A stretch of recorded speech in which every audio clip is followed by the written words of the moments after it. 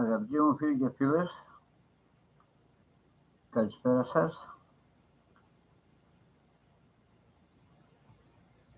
20 Σεπτεμβρίου 2023, όπως βλέπετε, η συνέπειά μας, η υπευθυνότητά μας, η σοβαρότητά μας να σας ενημερώνουμε σωστά μέσω της αναθεωρητικής αλήθειας μας δημιουργεί καθημερινά προβλήματα,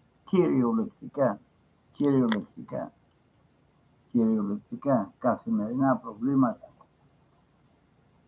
στο διαδίκτυο, κυρίως στο YouTube, που ενώ περάσαμε μια ειρηνική περίοδο κάπου μισό χρόνο, άρχισαν τα προβλήματα πολύ σοβαρά.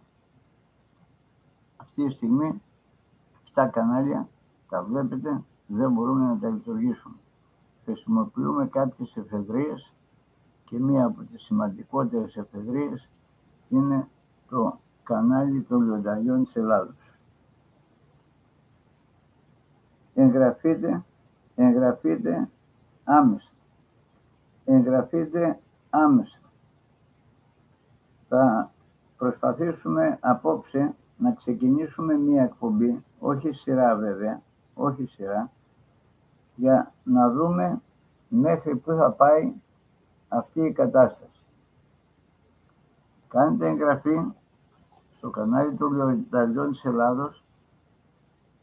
Θα προσπαθήσουμε τα παιδιά να κάνουμε και άλλα κανάλια, αλλά καταντήσαμε να μεταφερόμαστε, να μετακινούμαστε όπως οι τσιγκάνοι.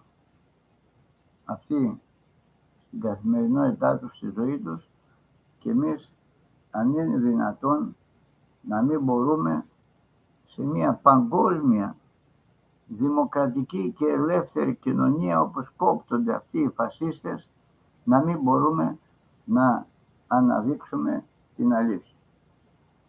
Το ξέρουμε πολύ καλά, είμαστε ήδη διαδικτυακός στόχος και όχι μόνο, και αυτό που πρέπει να προσέξετε είναι ότι αυτή η δημοκρατία, η εθνοκτόνος, η δολοφονική δημοκρατία, άλλωστε αυτός ήταν και ο στόχος πριν εκλεγεί για πρώτη φορά ο φασίστας Γκαουλάιτερ των Ρότσιλντ, Κούλης, Μητσοτάκης, Χιτλεράκης.